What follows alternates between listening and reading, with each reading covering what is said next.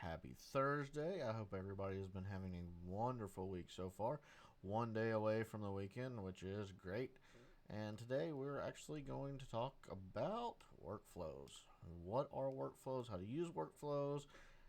These are amazing in the CRM that we offer, we design, we build, we support. CRM is how you can get your time, your life back so you're not replying to so many emails. You need to automate your business. That is the easiest, quickest, fastest way to get a lot of your time back. By automating my business, I have saved myself over 50% of having to send emails, having to follow up. If you're tired and sick of having to do all of that, and you know that you can set up a system that will automatically do it to reach out to your customers after so many days that you haven't heard from them, workflows are the way to go. So we're going to jump right into it, and I'm going to assume you have the pipeline. And I'm going to assume you know exactly how to get to workflows, since we've done that in previous training videos and shown you that in previous training videos. If not, feel free to reach out and I will send you the link to those videos so that we can get you started up and running as fast as possible, because that's the whole point in this CRM is ease of use, and it doesn't take a tech person to use the CRM. So we're already in the automation menu, and then we're in workflows. One of the nice things about workflows is there used to be an older way of doing this, and it was called triggers. Well, they still have triggers, as you can see right here. You still have your triggers, but if you've done workflow or you've done triggers before, you can actually import them into workflows, and I'll show you why I feel workflows are a lot better. You're more than welcome to use the triggers, which is the older way of doing it, but to me, workflows are just a lot easier because you can see the bigger picture of what's going on, and you can have multiple things and not get as confused. That's just what I see and what I think. So let's just go over the menu real quick of workflows. So obviously you have workflows here. You have draft. So that is a draft workflow. And then you have your published workflow. So this is everything that is live, that can send emails, that can send text, that can send any communications out, is in the published. If it is in draft, it will not send emails out. It will not do anything. It will just sit there until you actually turn it to publish. That's one of the things to keep in mind. Next, you can search your workflows up here. If you have something named and you want to find it, or you have a lot of workflows, which you can have as many workflows as you want. So we added this search feature to make it a whole lot easier to find your workflows. Next, you can create a folder for each workflow.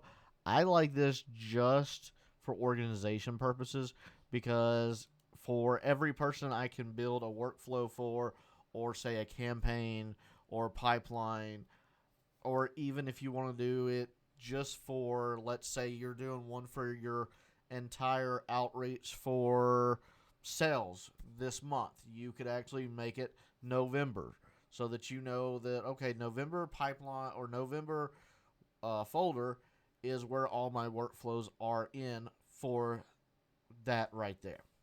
All right, so that's one of the ways you can do it. So the first thing you can do is, if you don't see anything here, that's not a big deal. That just means you haven't created any workflows. So we're going to go to create new workflow, which is create workflow right there. So this is what's going to pop up next, where you can pick from some workflows that are already built by us, or you can actually pick from the ones that you've already built. If you haven't built any already, not a big deal, not a problem. There just won't be anything here. So we're going to jump on this ebook, and I'm going to show you how to create this as a workflow from triggers. So I've already made it. I want to make it into a workflow, so I'm going to select that, obviously. Then I'm going to go to create new workflow. It's going to create it, and as it creates it, it's going to tell me what's going on and that there were no issues or problems. If there were any issues or problems, it would pop up here that there were some. All right, so this is the powerful part. You've already done your workflows, which if you haven't, in this video, I'm going to go over how to do it. This is just a overview of how to do it if you've already done triggers before and you want to import them. We will go over how to build a workflow from scratch here in a minute. So you have your actions, self-explanatory. So add new trigger to workflows. So what is a trigger? A trigger is where you're going to tell it where to pull the information from, basically, and how to get the information and what to run the information on. So your standard triggers are it runs on all appointments. So keep that in mind. All appointments. That doesn't just mean certain appointments in certain workflows. That means anytime somebody sets up an appointment on any of your calendars. Be very, very careful with this because I have messed up my system this way too. So people were getting 3 and 4 emails from other campaigns because I was like, oh, well, it's just going to run it on appointments in this workflow. No. It runs it on every single one. Keep that in mind. There is another way to set up, and we'll get to that in a minute. Obviously, it runs on the customer's birth date if you have that information. Call status. One of the nice things about running on call status, let's just hypothetically say you have a customer that you have sent out some information to, a bid, and you're waiting for them to get back to you. Well, this system is so powerful, if they call you and the CRM is integrated into your phone system, it can actually send you an alert that they've called you. It can send you a text message that they've called you. It can send you an email that they've called you. It can do a lot of things. Or if the number isn't recognized in the system, it can send you an email there that you missed a call from this number and you don't know who they are, a potential new client. So that you know, okay, I missed a call from them. I need to follow up. You can even have it where it sends them a text message that says, sorry I missed your call. We'll get back to you. We're on the phone right now. And feel free to email us and add an email address. That's one of the things that this powerful suite can do. Next, runs on when a contact data is changed or updates. This is very, very helpful when you're updating information and changing information in the system. So if somebody goes into and says, hey, I need to update this contact because the phone number has changed, maybe you have it stored in your phone too, and you want to know when a client changes their phone number, you can have it send you a message that says so-and-so changed their phone number. How awesome is that? The D&D runs on contacts and is flagged as an update. What that means is they don't want to be contacted anymore. They said, stop, don't contact me anymore.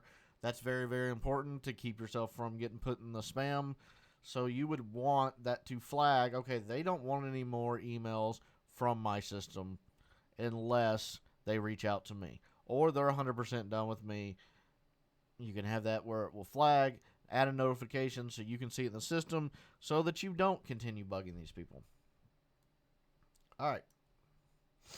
This one is very, very new.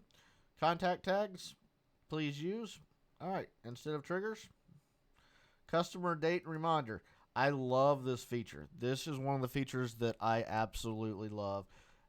It saves me so much time on follow-up because once you are in my system and you are one of my customers and say we're working on a project, if I haven't talked to you in X amount of days, it will go ahead and send you a message to ask how everything's going. Or another thing is, okay, let's say you signed up for one of my trainings or one of my classes and you up and decide, okay, I've signed up for the class.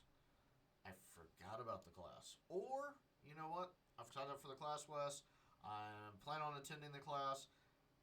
When's the information going to come? This is a date reminder that says, okay, at this date, go ahead and send out the emails about my class. Or go ahead and recontact this person because I haven't talked to them in X amount of days. That's how powerful this is. It is a reminder. One of the things it can also do is it can automatically send them the email. It can automatically send them a text message. It can just automatically send you an email to contact them. You can have it set up where it will send them a voicemail. You can have it set up where it will send them a voice message, which is a little bit different, where it's pre-recorded, and say, hey, John, sorry I missed you. Last call. We haven't talked in 10 days. I wanted just to follow up to see if there's anything I can do to help you with. Awesome. Or you could have it where, okay, you've worked with somebody and you're asking them for a review. Asking for reviews is very powerful. That's one of the things that custom reminder date can do is you can have it where it sends out a email to the customer 10 days after you've worked with them saying, hey, will you give me a Google Work review? That's one of the other powerful things that I absolutely love in this CRM. So we're going to jump back to my screen. All right, so we're back on the screen. Next, we're going to look at customer books an appointment. So earlier you saw in the top of the screen where it said run on all appointments. This is how you separate it where it only runs on certain appointments. This is very, very powerful because if you set up, say, a funnel so that you can set up appointments or on your calendar or anything like that, this is where you can say, okay, I want you to do X, Y, and Z on an appointment when it's booked in this calendar or from this website or if it has this tag. So that's how you can get everybody into the right pipeline, and I would highly suggest you do that on your appointments with this one right here because of the fact that you need to be able to send an email and all of that on your booked appointments, and you can separate it better. Okay, another powerful thing is if a customer replies to an email or text message, phone call, or however you set it up that they replied to it, it will do X, Y, and Z. Email on events. So this is very helpful when if you're setting up a time to meet with me, this is how I send out the emails to let you know that there's upcoming trainings I have or that, okay, your meeting is coming up in X amount of hours. That's very powerful right there. So it will send on email events. Form submitted. This is another powerful one. Is if you submit a form, this is what you're going to tell it to do. If somebody submits the form, I want you to send an email. I want you to send a text message. Okay? So if there is a note added, so you have a customer or something like that that has signed up for your program, they call in, they talk to one of your team members, and they add a note to that. This will be set up so it will send you an email, text message, however you want to, that there is a note added to that account so you can go look at it and see what the customer potentially wants. Opportunity change status. Self-explanatory. If you want to change a status and an opportunity, that's where you would do it. So if something changes in the opportunity, good. If an order form is submitted, if a pipeline status is changed, runs on older opportunities on a given duration of time. So that means, let's say you haven't communicated, which this is horrible, with somebody in 90 days.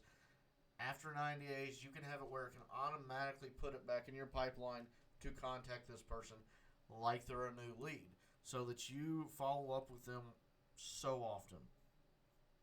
If they submit a survey, if there's a task added. So go back to one of your team members takes a phone call from you and updates it and says, hey, Wes, give this person a call. They don't actually have to tell me to give that person a call. I will have a task set up. If this is updated with Wes, give me a call, it will add a tag, and then it will send me a message and put it in my task and my to-do list to give this person a call. You have your task reminder. So let's just say you have open thing that you were going to talk to somebody in 24 hours, 38 hours, and you haven't done it or you've forgotten about it or whatever. This will send you a reminder to be sure you log in and check this or however you have it set up. Next, triggered on link clicks, powerful. So this is one of the easiest ways so that you can get more interest in your leads. Let's say you're doing some email marketing. Every time somebody clicks on a link in that email, it will let you know this person clicked on that link. How powerful is that? So that you know that person is interested in your ebook or interested in any of your email that you have sent out. That is so amazing because then you are actually marketing to that exact person that is interested in your product. That is amazing right there. That saves you so much time is because you've niched down, you've gotten it to the people that are actually wanting to interact and care about your product. Trigger links are amazing. If there's a Trilio validation error, I'm sorry about that. That just makes it, if somebody puts in the wrong phone number or something along the lines of that, you get it. Easy and simple. The next is membership triggers. So that is in your membership area. So if you runs as a category and is, say somebody completes one of your classes, you can have it where it will automatically send them to offer them another class. Or to say, okay, now that you've completed, Here's your certificate of completion, whatever. New member sign up, you want to add that into leads, that would be great. So you've made a funnel. So they've gone through it, they sign up for your class and all that. You want that membership sign up to go ahead and take place. If you access is granted to somebody else, so say there's a membership site and you give the owner of that site access to grant it, you might want to see how many people they're granting access to make sure they should have access or shouldn't have access. So that's all that is. And if access is removed, runs when a user logs in, this is very, very handy just for the fact that, okay, when you take one of my classes, you log in for the first time, maybe you'll get an email from me saying, hey, I see you logged in. You've taken the first step. This is awesome. Thank you for taking your time, blah, blah, blah. So this is where you would set up your workflows for what it to do. All right. So we're actually going to go into customer books and appointment. All right. So it's in the CRM. So as you can see, there are several different workflow triggers. There's the CRM, there's Facebook, and there's Shopify. So if it is a form on Facebook and they fill out a form on Facebook, this integrates with it. Or if you get an instant message from Facebook, this integrates with it so that you will know that you got that message. Or if you get something on Shopify, that has just been added recently. And we will go over that in more details once I know more about it. Since it was just added recently, I haven't done my research on it. I will later. All right, so we're going to click on CRM. So the customer's going to book an appointment. I'm going to hit save. Okay, that's interesting why I did that. So we're going to go back to customer books an appointment. And then we're going to add filters. So the filters is a very powerful tool, is how you filter out what's going on. So it has a tag. Tags are very important, very useful. Tags are the back end of the system and can do a lot of things. Custom fields, as you see below, is where you can add your custom fields in case you want to ask like monthly gross income or something like that. You have the ability to add custom answers to have it do certain things. So I'm actually going to say it's going to be in a calendar. Then I'm going to pick the calendar I want it to be in.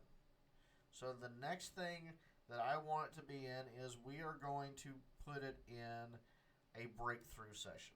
So once they set up an appointment in my breakthrough session, this is what it's going to do. I'm going to hit save.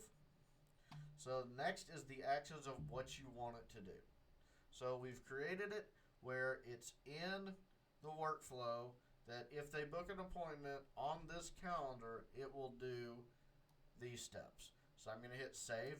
Hit save periodically so you don't lose your save progress. As you look up here, you can see that it is in draft. Once you want to do anything with it and you want to be live, like I said before, you have to do publish. So keep that in mind. You can test the workflow and it will go through the workflow in the order, but it will ask you, okay, who do you want to send this to? And as you can tell, you can pick from different people you can send that to. And I'll run a test. All right, so we've got it set up. And let's just say John has booked an appointment with me to meet with me. What's it going to do? So the first thing it's going to do is it's going to wait. It will, before it does anything, it will wait 15 minutes. Usually what I do right here is I put wait 15 minutes. So when I'm looking at the bigger picture, I see right here, okay, it's going to wait 15 minutes. If you just have wait in there, unless you set everything to your wait time that you generally use, maybe you don't remember, whatever. This just keeps me from having to click into it. So it's going to wait 15 minutes after they filled out the form. The next thing is it's going to send the email. Very, very handy of what it's going to send the email to and from and all the type of emails. So one of the things is the from name. So I would actually make this, as you can see, I'm going to make it the contact. So that would be who it's coming from. So it's going to be coming from contact name. That would be me. It's going to come from me. All right, so this is the email address. that we have set up that it's going to come from that, which that is not correct. So I'm actually going to go in here. There's different ways I can do it. I can do contact, and then once again, email. You have to put an email address here. You cannot leave that blank. It has to have an email address in it, and it just makes more sense so that when the email is received from that from you, that person knows it's coming from you. So don't leave that blank, and it won't let you leave it blank. So keep that in mind. Subject line, you can have a custom value, or you can type in whatever you want. So we're going to leave with don't miss out. This is the powerful part that I've talked about building your email templates and being able to import your email templates into your email. So you could sit here and type all of this out, and it doesn't look bad. Not at all. Doesn't look bad. Or you can go into this email template where I built my email and automatically have it put in there. So we're going to go into, let's say, scheduling your appointment. So that's going to pull in that email that I've already had and built in the email system. You can also add attachments to it. So if it's one of those emails that you're giving them a free offer or free information, or they're a new client and you want them to fill out something for you or an attachment, this is where you could add the attachment. But we're acting like they have booked an appointment to read my ebook. All right, so this is where I would add my ebook. So I'd attach it here. It automatically send it. After the 15 minutes, remember that. Test email address, obviously self-explanatory. If I want to test it to see what it looks like, that's where I'm going to put my test email address and hit test email. Done and simple. It's going to send that first email. Next, we're going to save the action. I'm going to hit save again just for information, and it will say workflow saved. Very important that you do that, because if you have to go back and change something or you mess up, you don't want to lose your progress, because I've seen that happen before, and it stinks. All right, so it's going to wait. It's going to wait 10 minutes now. So I'm actually going to put 10 minutes. So I know when I'm looking over this that it's going to delay 10 minutes. Let's say I don't want to delay it 10 minutes. I want to delay it on a certain time, say a different condition, or wait for an email event. So if they email me back and say, yes, I want more information, Wes, I can set it up where it will wait for that event and wait for them to reply back to that. So that's very powerful. What I was talking about earlier is wait for trigger links to be clicked. All right, you put an email in, or I'm sorry, you build an email that you put a link in that says, hey, learn more, or on a website, learn more. Well, when they click on that, then I want it to send them XYZ, or I want it to do XYZ. So you could have it where it says, sends them a text message, or it says, welcome, I'm glad you clicked on this link. Click here to join my mastermind, or click here to join whatever. That is amazing. There are no trigger links because I haven't built the actual links. That is another section, another training where you actually build the trigger links. It's very easy and simple. Very self-explanatory. We do go over that in another video. So I am actually going to hit cancel because I don't want that to mess up that trigger. So time delay. Since I hit cancel, it didn't save any of my actions. So if you mess up, you're able to just hit cancel and it won't save your actions. All right, so it's going to wait those 10 minutes. After that's 10 minutes, it's going to send an SMS.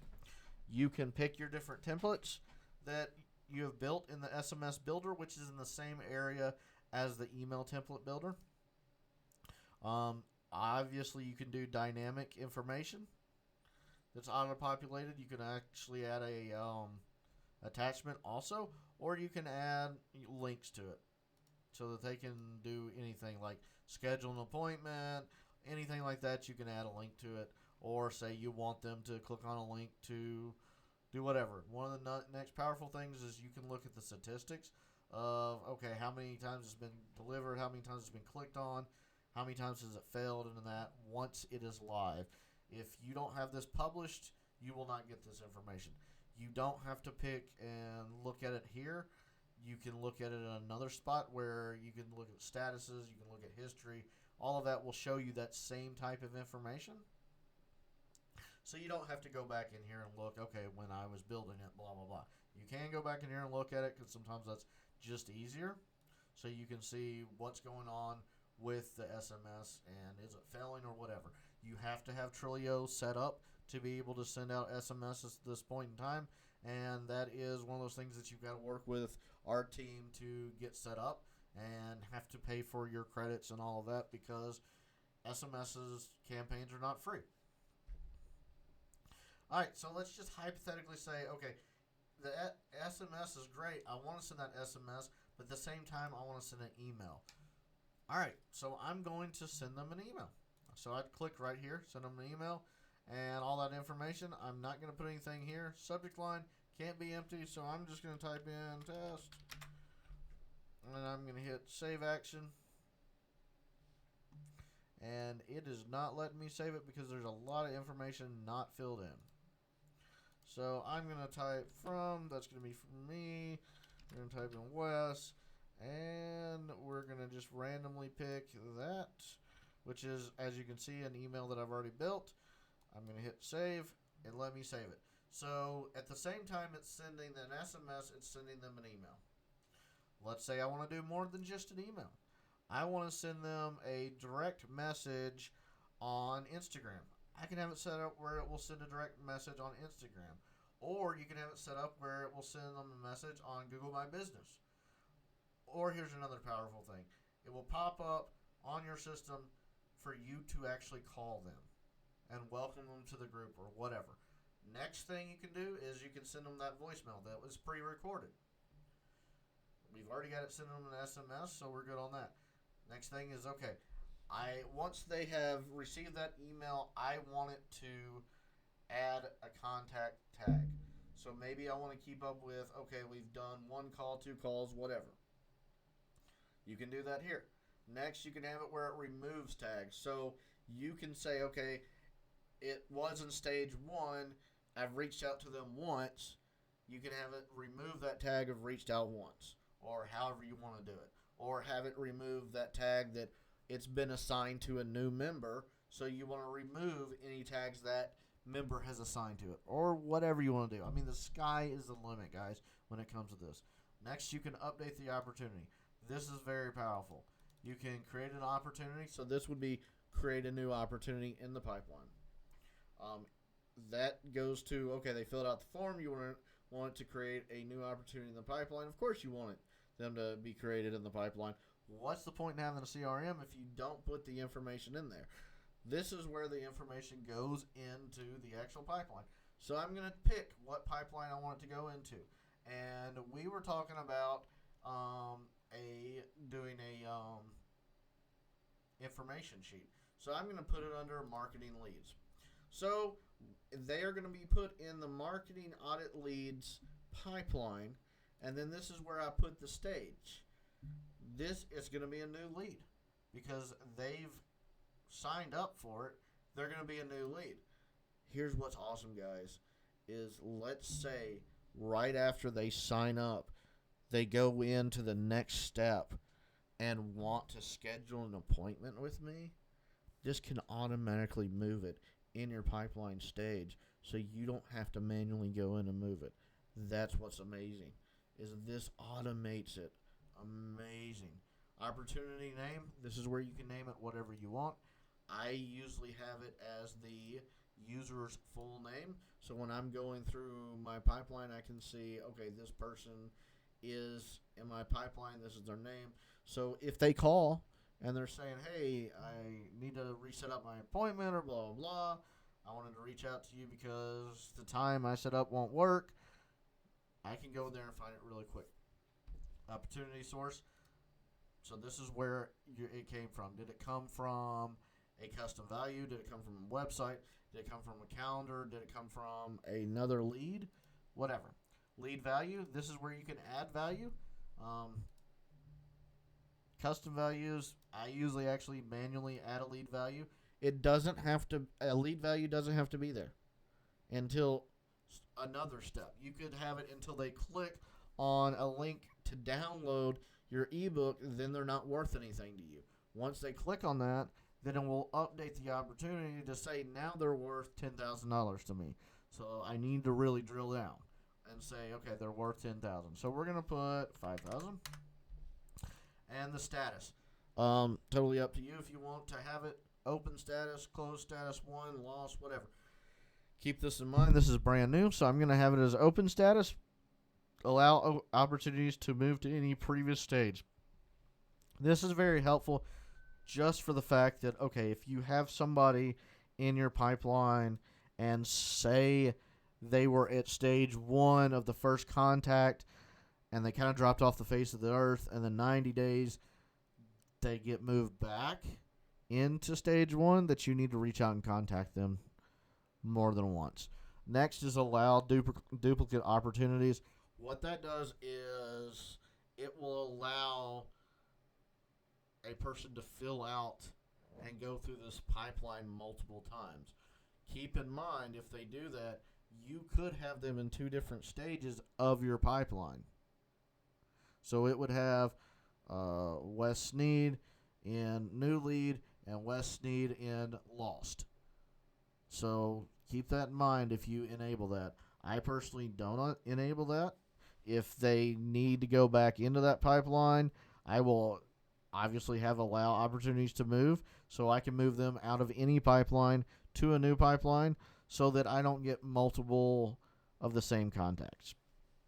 Be careful with that, because once they've gone through the pipeline, say they go through the whole pipeline all together, they can't go through it again. Unfortunately, that's just how it's set up.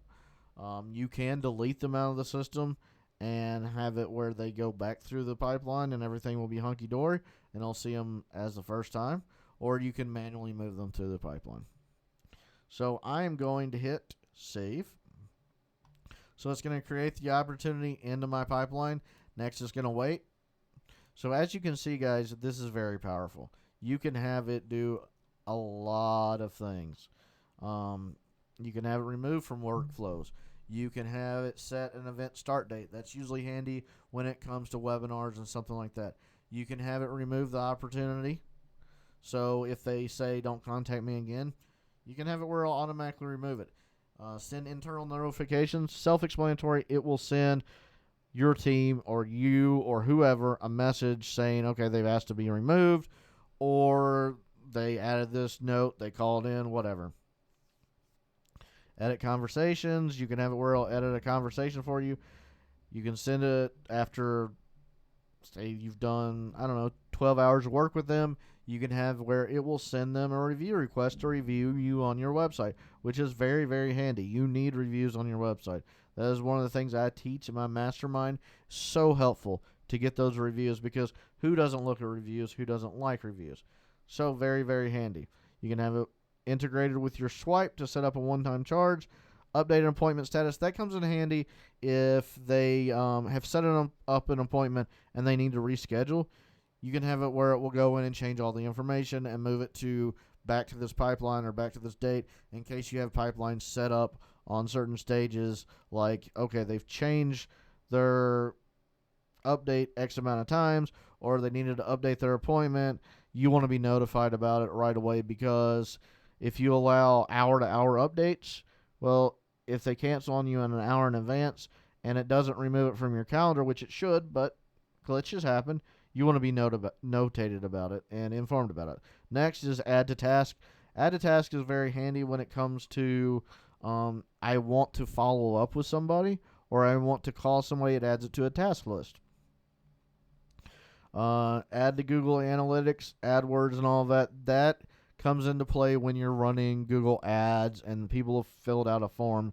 That means that, okay, they did this, this, and this, and you want it to add the information into Google or Facebook or however you want to do it. Here's one of the nice things is, okay, they're going through one of your pipelines. You can grant them a membership offer and say, okay, it's only good for 24 hours. They come in 36 hours later, well, you can have it set up as a trigger that says, okay, we revoke that because blah, blah, blah. Next is a very conditional thing that is really helpful, if else. So if you can't find something in here, you can have it come in here and customize conditions, segments, however you want to do it. It's very handy when you want to, if they click on this link, do this. If they call in, do this. So you could actually set this area right here to actually branch off to do different things on how they reply or how they interact with the emails you've sent them or with the website, where it sends them, okay, if they interact that they want a free cybersecurity audit, then send them cybersecurity audit emails. Don't send them emails about phone service. Makes total sense. But if they click the link about phone service, don't send them emails about cybersecurity. Only send them emails about X, Y, and Z with phone service. Very, very handy. If you want to test your workflow, you can hit test, select who you want to test it to. Very, very handy setting is the actual settings, so you can look at what's going on. This comes into play when if you want to set it at certain times. So say you don't want text messages or emails going out at 4 a.m. if they sign up personally. If they sign up at 4 a.m., that's when they're going to get the text message from me. I have it set up whenever you fill it out. All right, so stop on response will end workflow. That means as soon as they respond, it does not matter what their response is. Their response might be positive, it might be negative. It stops them in the workflow and does not proceed. So be careful if you enable that. Conversations can be marked as auto-read. That's totally up to you. Event start date. This has to do if you're doing webinars or teaching classes or something along the lines of this, so that the CRM knows that, okay, you're doing an event on this date and this time, so it doesn't continue sending out emails reminding them about the event that's already passed. How many times have you seen emails coming in saying, hey, come sign up for this event? It's like, wait a minute, that was 2.5 weeks ago. Well, that's because they don't have a good CRM that you can actually set up to say, okay, don't send this anymore after that, so that you don't have to manually go in here and turn it off. History, that's where you can see what is going on in the pipeline, what is going on in your actions and how they're working and all that, and when stuff is run. All right, as you guys can see, workflow is a very, very, very powerful tool. I would highly recommend you actually get in here and play with it and get to know the workflows. If you don't get in here and work with it and mess with it, you're never going to know how to use it. If you need help, or if you don't want to do this, if you want to have my team do it, we're more than welcome and happy to do that. Just reach out, let us know, and we'll have somebody sit down with you and actually go over workflows, work on one-on-one training and all of that. Of course, that's an extra fee, but we will do that. If you don't want to build the workflows, you just want to tell somebody how you want it done, reach out, let us know, we'll build them for you. That's not a problem whatsoever.